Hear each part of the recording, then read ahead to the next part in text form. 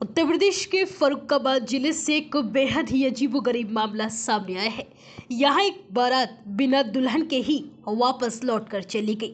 दुल्हन ने दूल्हे के गले में वरमाला तो डाल दी, लेकिन 7 फेरे लेने से इनकार कर दिया। इसके पीछे की वजह ऐसी है कि जानकर हर कोई हैरान हो जाए।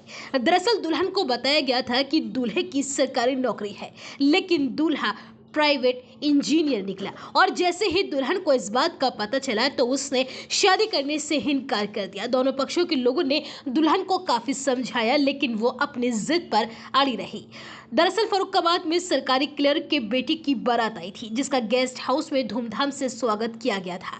धूमधाम के साथ बारात चढ़ी और द्वाराचार के बाद वरमाला की रस्में हुई। इसके बाद अन्य रस्में भी अदा की गई और इस दौरान किसी ने दूल्हे की नौकरी के बारे में पूछ लिया और बवाल खड़ा हो गया। सुबह फेरों से पहले लड़की पक्ष के लोगों ने लड़के के पिता से दूल्हे की नौकरी के बारे में पूछताछ की तो उन्होंने बताया कि उनका बेटा सिविल इंजीनियर है। जब दुल्हन को इस बारे में पता चला तो उसने कहा कि उसे तो सरकारी नौकरी वाला दूल्हा बताया गया था, वो प्राइवेट जॉब वाले से अब शादी नहीं करेगी। इतना सुनते ही दोनों पक्षों के लोग अवाक रह गए और दुल्हन को मनाने के लिए जुट गए, लेकिन दुल्हन ने किसी की एक नहीं सुनी और इस दौरान समाज के लोग इकट्ठा हो गए और दोनों पक्षों को शादी के लिए तैयार करने लगे। जब दूल्हे को इस बारे में पता चला तो उसने अपने फोन पर अपने पे स्लिप मंगवाई और दुल्हन पक्ष के लोगों को दिखवाई, जिसमें 1,20,000 रुपए महीना का वेतन लिखा हुआ था। लेकिन इसके बावजूद भी दुल्हन अपनी जिद पर ही अड़ी रही